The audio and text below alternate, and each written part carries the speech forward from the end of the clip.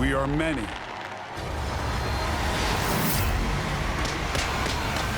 We create different worlds. But mankind shares the same desires. Now, the riches of a new world pour out across the planet, creating new desires, new wealth, and new conflicts that will give birth to a connected world. Amidst the chaos of an unforgiving planet, most species will fail. But for one, all the pieces will fall into place. And a set of keys will unlock a path for mankind to triumph. This is our story, the story of all of us.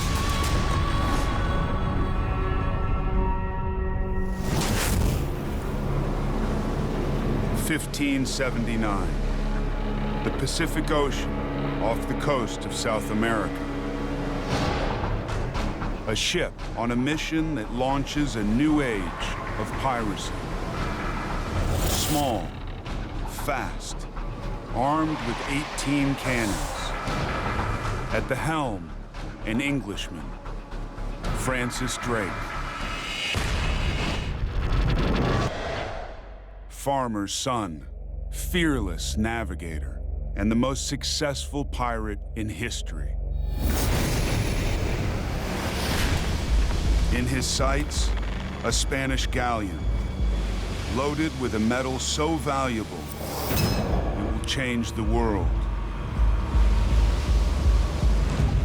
Drake's secret partner in crime is the English Queen, Elizabeth I.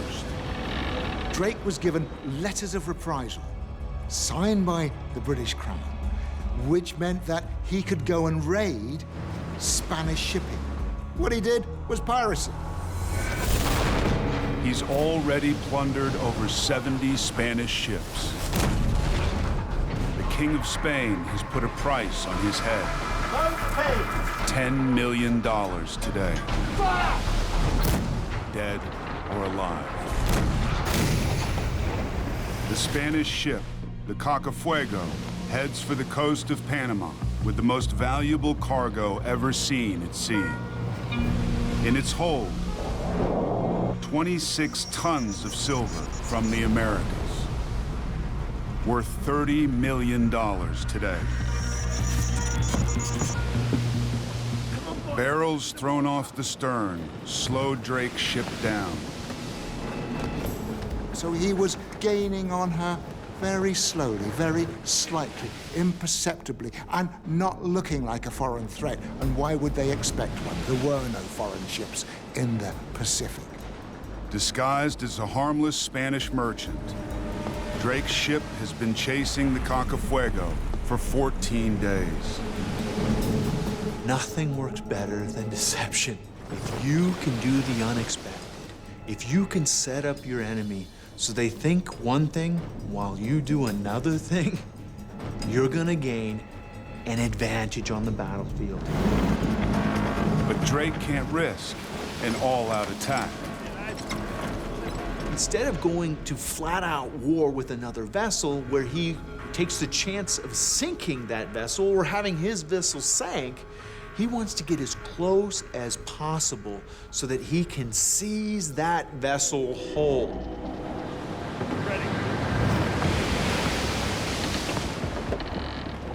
His plan, a surgical strike from close quarters to take out the Spanish galleon's main mast. Success on the battlefield, whether it's land or sea, is all about stacking the right advantage in your favor at the right time, so when the moment comes, you execute perfectly.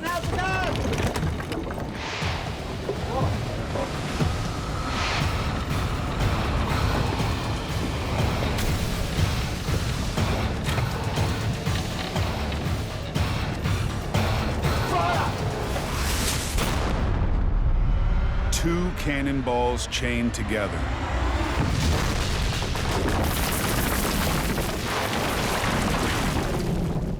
smashed through the mast. Now she couldn't flee, even if she tried. She was incapacitated.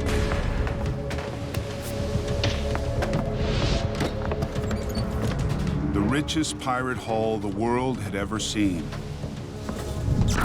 Enough to pay off England's entire national debt and fund its government for a year. American silver, the key to a new global economy that transforms lives in every corner of the planet.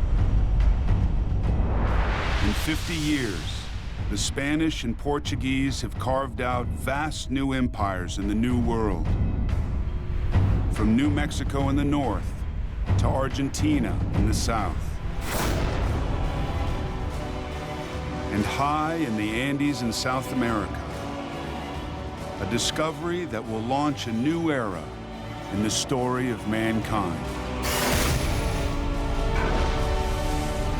Potosi, a mountain made of silver.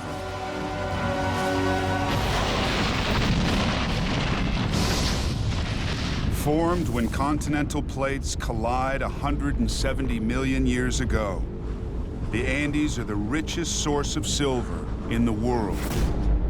Magma from the Earth's crust pushes rich silver veins towards the surface, creating in Potosi silver veins up to 12 feet thick. In the next 300 years, Potosi will supply 80% of all the silver in the world. We put a great value on that which is rare. You can take silver and break it up into small bits so that they become a standard value currency. And with that, you can purchase and you can trade with other societies, and it's going to increase the wealth of the entire world. But within 20 years, the richest silver ore is mined out, leaving Spanish engineers with a problem. The remaining ore is too low grade for the silver to be extracted using heat.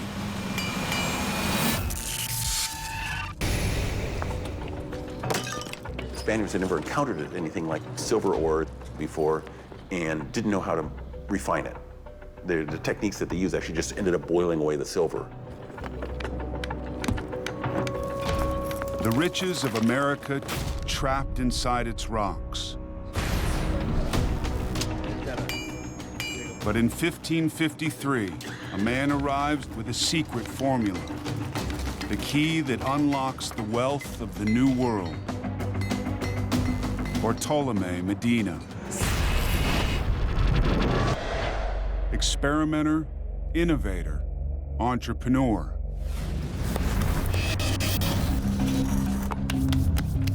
A textiles trader from Spain, he's traveled 5,000 miles to make his fortune. His idea will build new cities and empires, create new ways of living, launch new conflicts, and help to fund some of the man-made wonders of the world.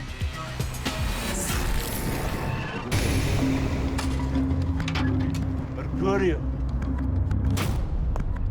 A chemical formula for extracting silver using mercury.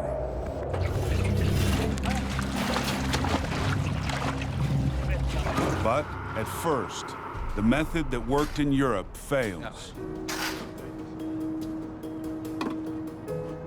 Medina doesn't realize that the silver-bearing rocks of the Andes have fewer traces of copper than those of Europe, essential for the formula to work. For months, he experiments, searching for a solution.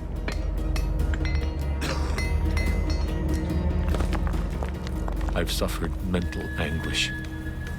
I begged Our Lady to enlighten and guide me so that I might be successful.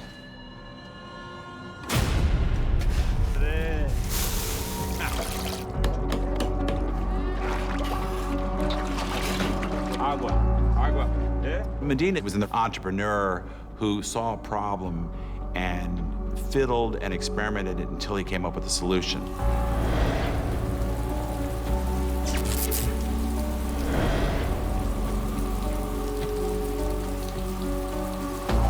finally, a breakthrough. The missing ingredient, a common substance used to tan leather, copper sulfate. Reacting with mercury, the missing catalyst that separates the silver from its impurities. The key that turns the mines of Potosi to the ever known. What Medina did was he made those silver mines of South America dramatically more productive. And the flow of silver going into global trade just took off overnight. 220 tons of silver mined each year. Potosi becomes the busiest industrial complex in the world.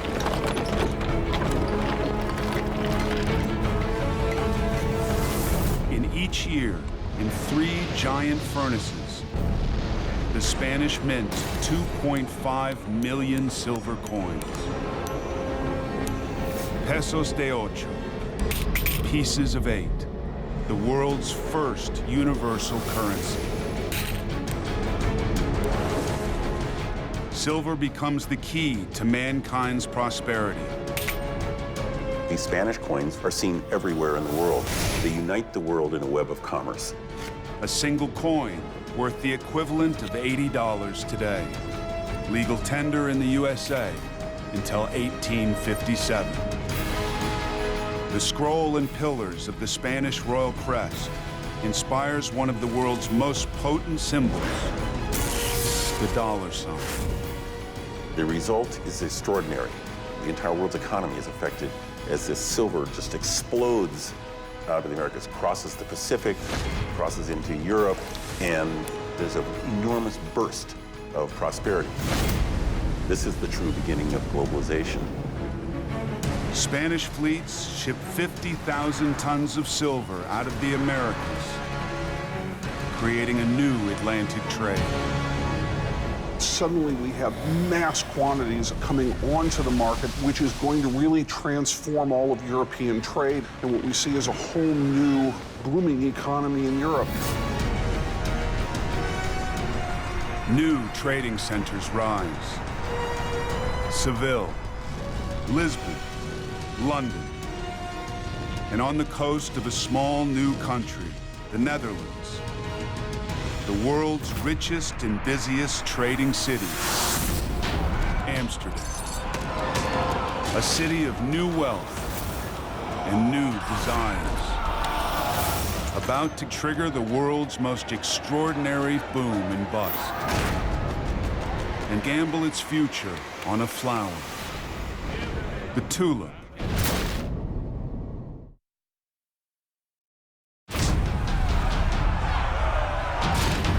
Amsterdam, 1639.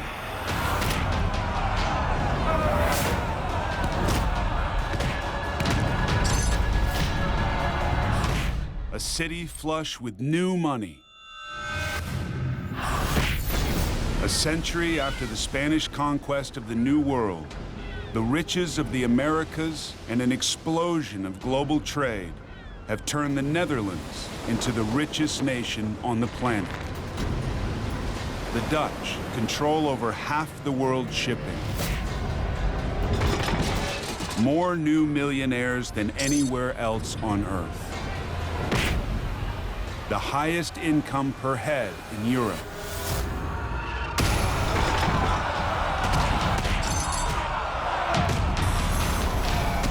A city in love with gambling. Caught up in the excitement, Jan van Hoyen. Struggling artist, looking for a new way to make his fortune. In a wealthy city, a city of great merchants and great enterprises, he's a guy on the move, and he wants to get in on this action. New wealth drives the demand for new luxuries. And one exotic import has captured the public's imagination: the tulip. Imported from Turkey, the patterns of the most exotic tulips are created by a virus that attacks only some bulbs, making them rare and hard to cultivate. Today, a tulip bulb sells for about 50 cents. But in Holland in 1636, the rarest bulbs are selling for 100 times. Amsterdam's merchants are inventing new ways of making money. The birth of speculation. In the back rooms of taverns, tulip merchants sell not flowers or bulbs, but the rights to next year's harvest. The world's first futures market. Today, all agricultural products are sold at futures markets. You can buy crops that have not been harvested yet. Similarly, tulips were bought in advance of their delivery date. In 1 month in November 1636, the price of tulip shares has quadrupled. Van Hoyen sees an opportunity. Until now, if you weren't nobility or you weren't a great merchant, you weren't wealthy. But here's a chance for the common people to become wealthy.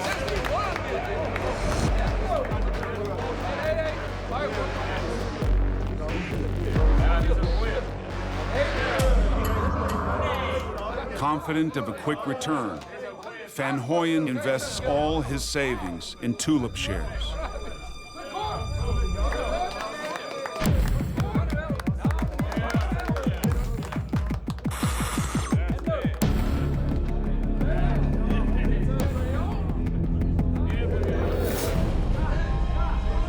By the beginning of December, the price of tulip bulbs reaches 10 times their price a month before.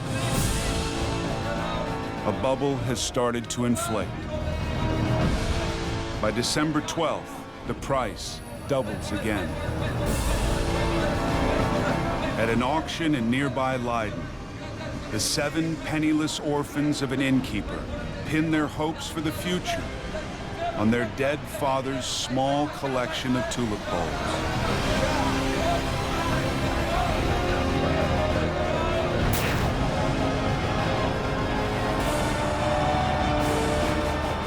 In less than an hour, each child earns 40 times the annual income of an average craftsman.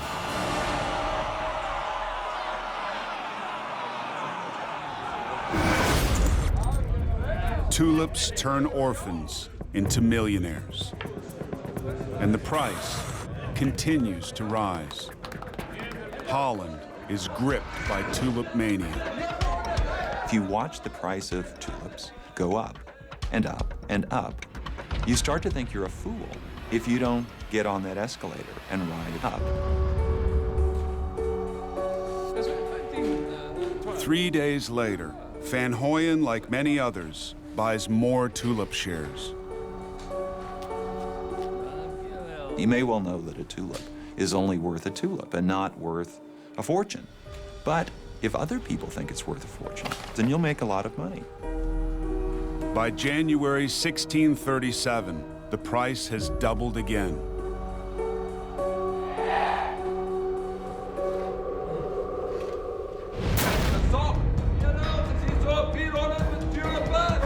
Now, a few wise investors decide to sell their shares and make fortunes. Everything in financial markets is about timing. The time you enter a contract and the timing you get out. Van Hoyen hangs on to his, confident that the market will continue to rise and rise.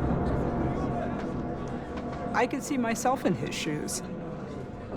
He saw the orphans getting rich. He thought he would like to be in the mix himself, that if he didn't get in, that he'd miss the boat, he'd miss his chance. Unfortunately, his timing was off. Suddenly, on February 3rd, 1637, at an auction in the city of Haarlem, a consignment of tulip bulbs goes unsold. Within days, investors panic and rush to sell their shares.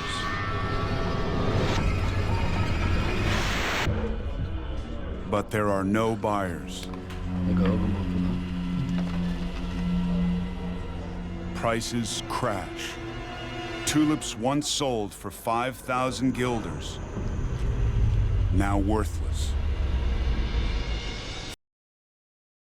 From boom to bust. And Dutch investors discover a truth that mankind is still learning today. That the value of investments can go down as well as up. Booms and busts have been with us since trade has been with us. But what's special about tulip mania is the fact that people like Van Goyen, non-specialists, non-traders, are not qualified to understand the value of the bulb. They're getting involved in this trade. And frankly, they're not in a position to absorb the risk. Van Goyen is ruined.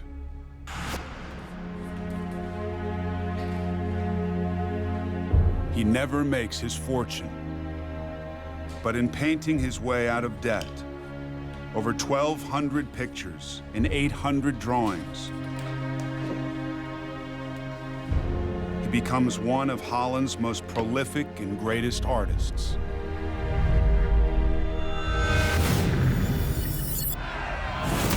New wealth transforms society in Europe with new desires and new temptations, leading one group of religious radicals to reject this world as corrupt and ungodly and set out on a journey that will transform the future of a continent, North America.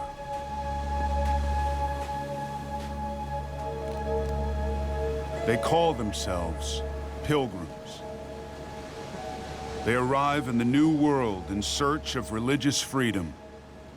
The Pilgrims rejected the society that they were in.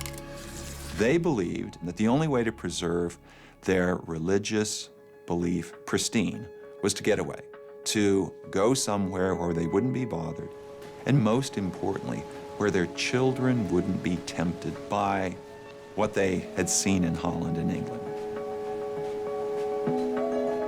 A great hope and inward zeal we had of laying some great foundation for advancing the gospel of the kingdom of Christ in these remote parts of the world.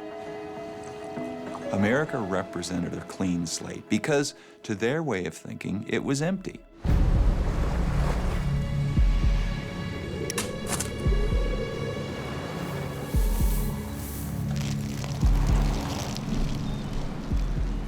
But within months, the Pilgrims are struggling to survive. They land at the start of a bitter New England winter. Their crops fail. Malnutrition, starvation, disease.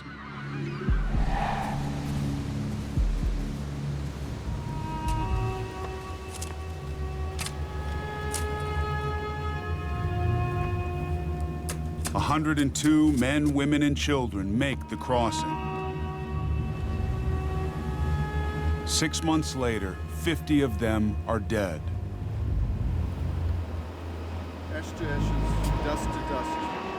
Lord in heaven, hallowed be thy name. Thy kingdom come, thy will be done on earth as it is in heaven. Give us this day our daily bread, and forgive us our trespasses as we forgive those.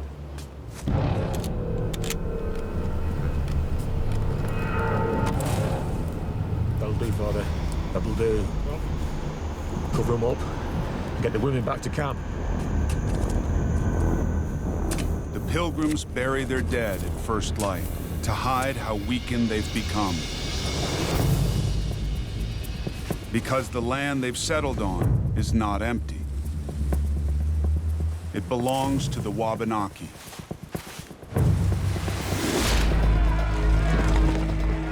An encounter between two worlds is about to shape the future of mankind.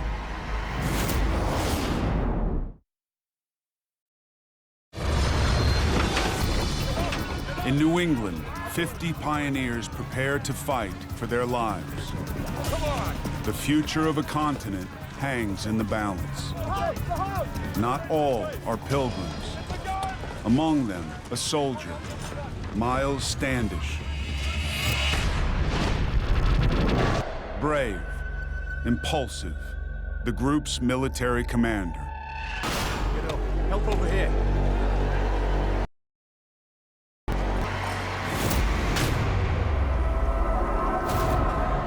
There's somebody out there. Get the gate in place. Now, now, now. Ladies, get inside.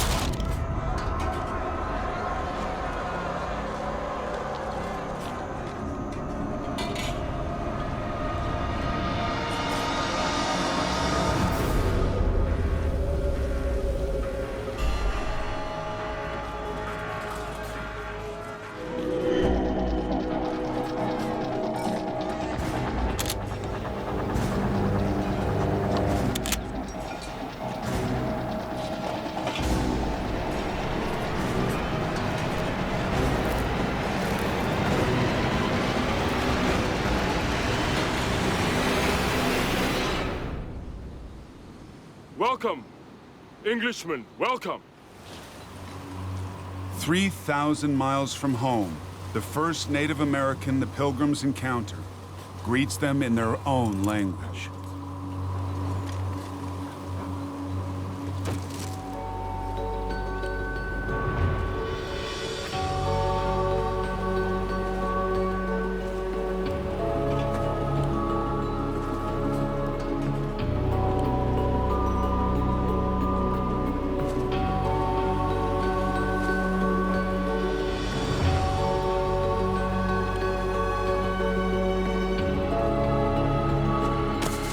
Samoset, a Wabanaki chief. His English learned from earlier visitors to this coast. If we think back to how fearful the English are of being here, here's what they might think is a sign from God. He actually speaks our language. It could have been a really violent encounter, and Samoset should get a lot more credit for kind of bringing things down a notch.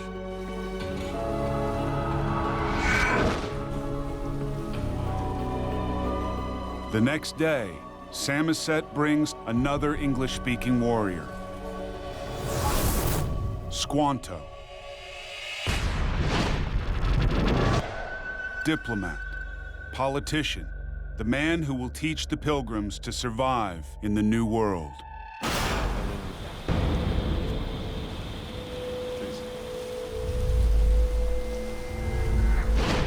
Squanto has spent a year in Europe.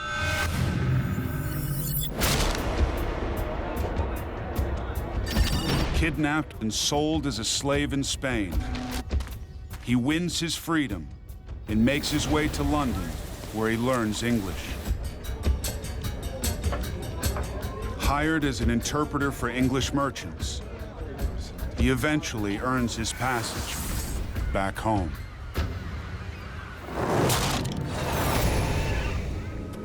William Bradford, governor of the Pilgrims, writes, Squanto was a special instrument sent of God and never left until he died.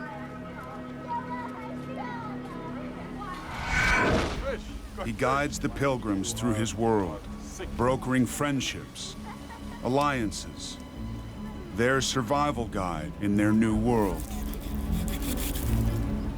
He taught them what he and his people had learned in isolation over the millennia. The crops the Pilgrims bring from Europe have failed in poor, sandy soil.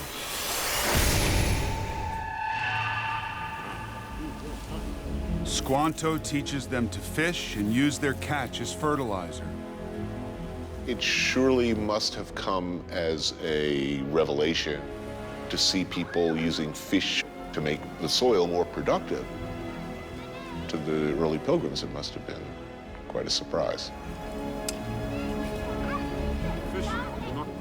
And a crop they have never seen before. Corn, the key to their survival and still today the most widely grown crop in the Americas. William Bradford records, We set some 20 acres of corn, according to the manner of the Indians. And now we began to gather up the small harvest. We were well recovered in health, and had all things in plenty. They discovered, perhaps to their surprise, simply savages who simply hunted and fished. They had grown crops. There was an exchange of ideas. Each side learned from the other. And it seemed like a productive enterprise on behalf of both sides. a moment of cooperation all too rare in the story of the New World. The Pilgrims were important for what they represented in terms of Europe's preparation to essentially explode out across the Atlantic and reproduce itself, not only in North America and South America and other parts of the world as well. 10% of all Americans today are descended from these first 50 pioneers.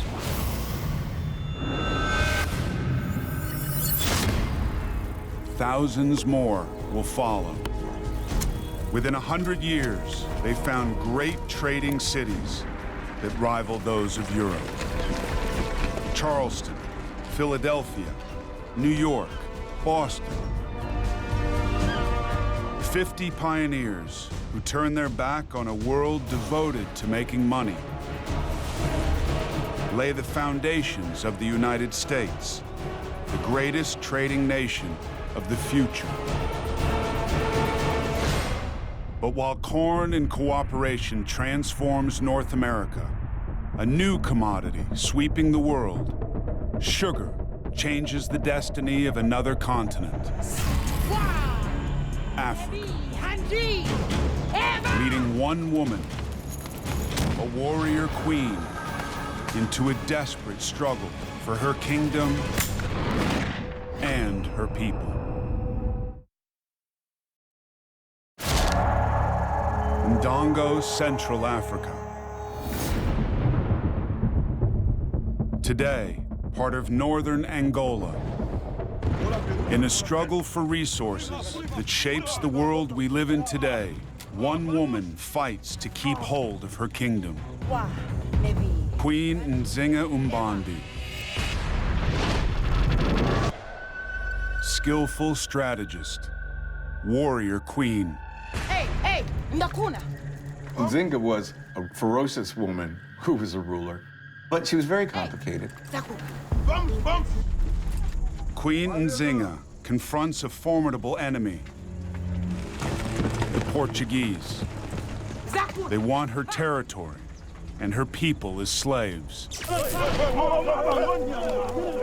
Portuguese plantations in the New World need a workforce to produce a new crop changing mankind's taste, sugar.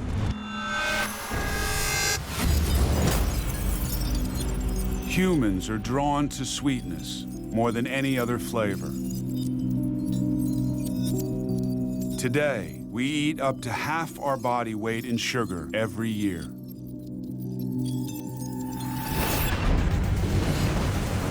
In the Americas and Caribbean, the Spanish and Portuguese lay out vast new plantations of sugarcane.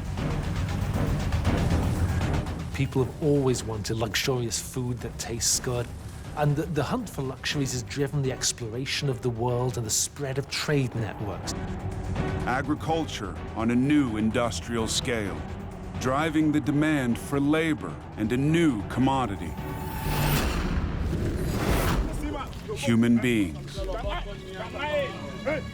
Like many African rulers, Queen Nzinga has been selling captives and prisoners of war to the Portuguese. The African slave trade was a conspiracy, unfortunately, between avaricious Europeans and African elites. Nzinga was a slave trader herself, like many of the monarchs in Africa at that time. But she sold slaves, other Africans, captives in war, to defend herself against the encroachment of the Portuguese. But as the sugar trade expands, so does the demand for more African slaves. Her former trading partners have turned against her.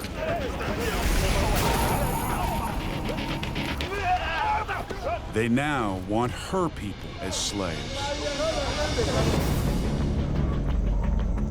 In a mountain stronghold, she prepares to defend her kingdom and her people. Against her, not just the Portuguese, African allies. She was up against warlords who were taking advantage of a market for people. They were human traffickers, and they were armed. Hey, hey, hey! With Queen Nzinga, her sisters, Princesses Mukambu and Kafunji. Hey, hey! Yes. Hey, hey! Zakuk!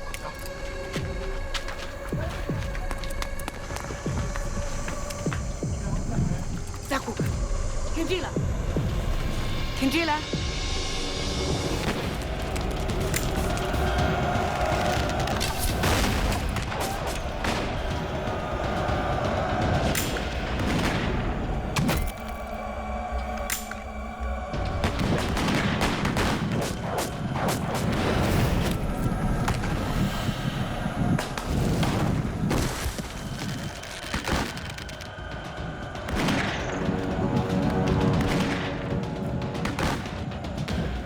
The Ndongo are outnumbered, surrounded.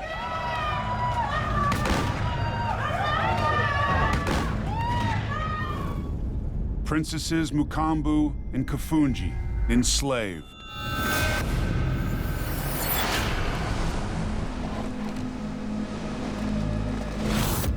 Over 3 centuries, European slave traders will transport 15 million Africans to the New World. The majority from Central Africa.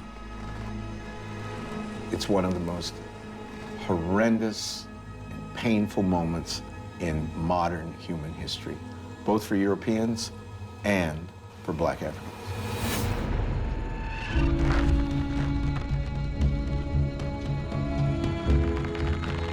But Queen Nzinga herself escapes. For the next 20 years, until her death, she will fight on and negotiate and bargain to keep Ndongo free from Portuguese rule. I'm fascinated that there was a woman who was as powerful in the history of Africa as Queen Nzinga. Hey, hey! Ndakuna! Enormously complicated and enormously brilliant diplomatic figure in African history. 250 years later, slavery will be abolished. And forever free. But mankind's taste for sugar transforms the face and civilization of 2 continents. Today, almost a fifth of the population of the Americas can trace their roots back to Africa. And while a new world economy transforms lives in Africa, across the globe in India, the riches of the Americas help turn its ruler into the wealthiest man on earth. And help build one of the most epic monuments on the planet.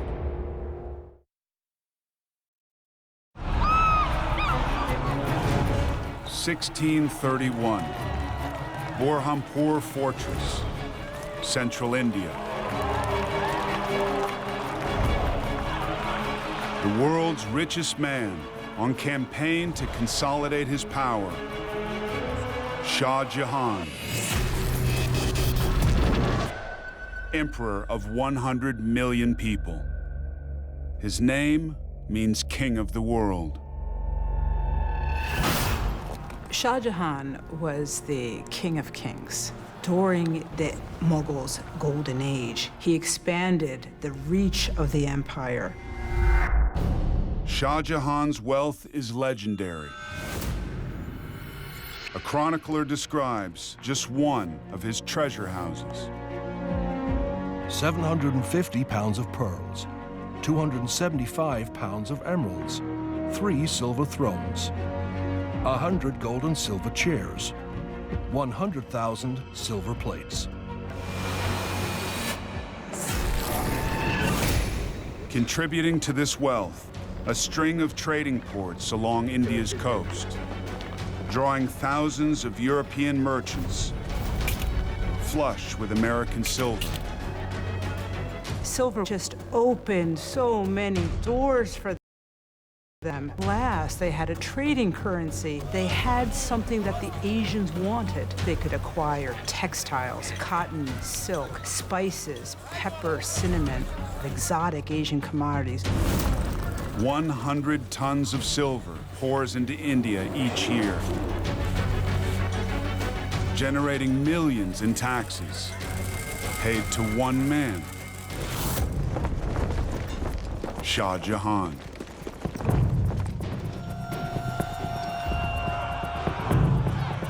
A renegade nobleman, Khan Jahan Lodi has rebelled and been hunted down.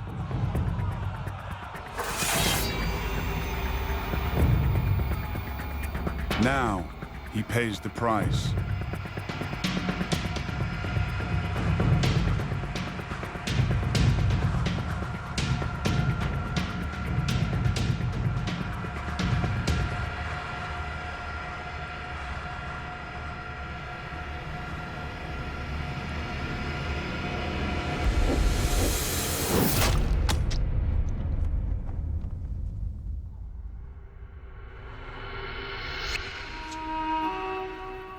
With the emperor on campaign, his favorite wife in labor with their 14th child.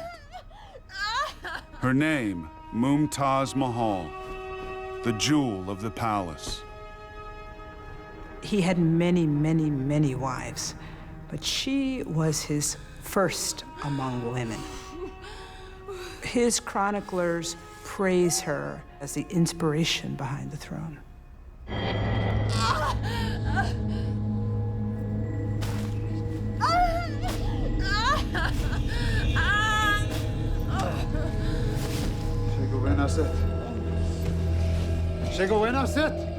But her life is in danger. She's losing blood.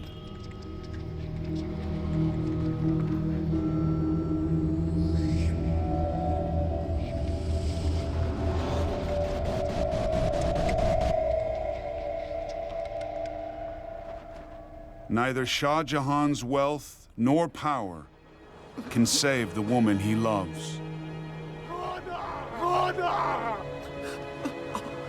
Here's this man who has the world in his hand.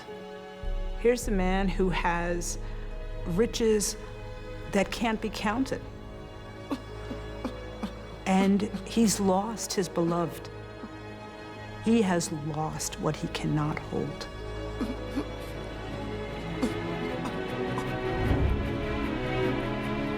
In grief, Shah Jahan commissions a tomb for his beloved wife. Hundreds of tons of white marble, encrusted with jewels, costing the equivalent of $70 million today. A lasting monument to the power of silver.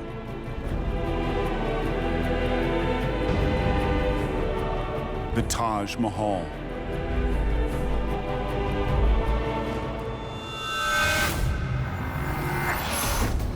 Global trade and wealth on a vast new scale creates some of mankind's most iconic structures.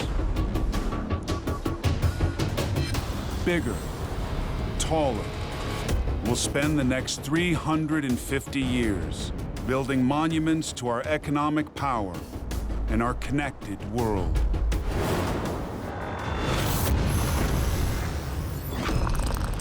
The riches of a new world unlocked.